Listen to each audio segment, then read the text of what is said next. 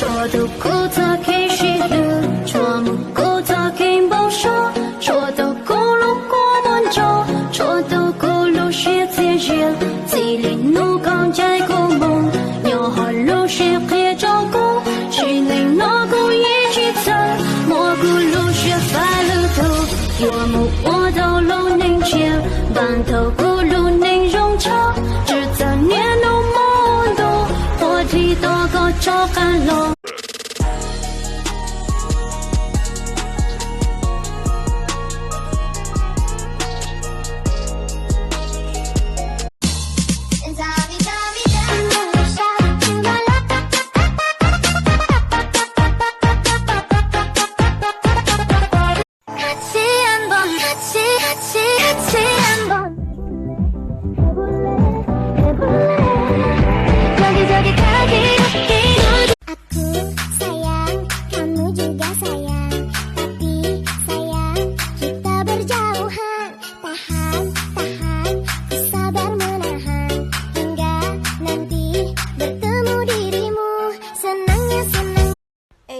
Monk check.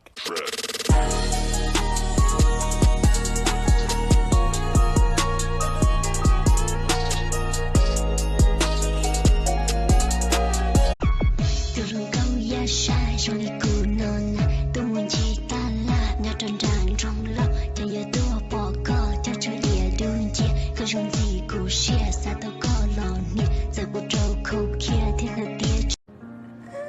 Anh có biết là em nhờ anh như thế nào không? Anh là đâu vô tâm làm anh có biết không?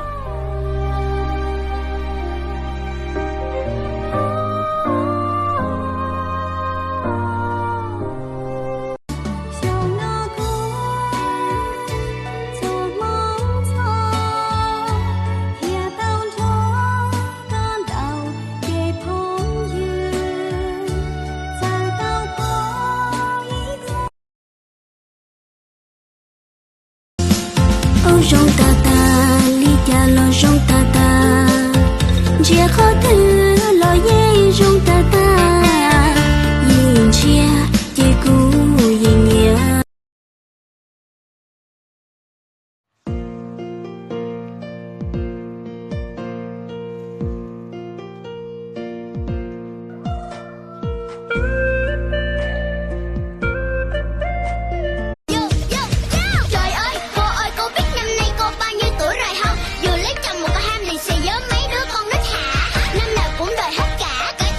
Cô đã già quên sẽ không thể tả liều cô bà từ nha. Sao cứ phải thay đổi như này trong khi ta còn bé như vậy, chúc Tết với tất cả chân thành như thế này.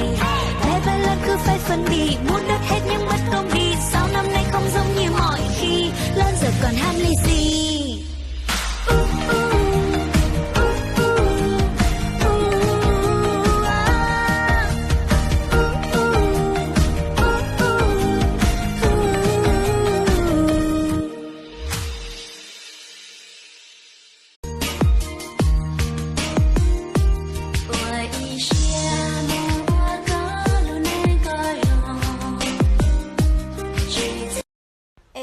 Monk check.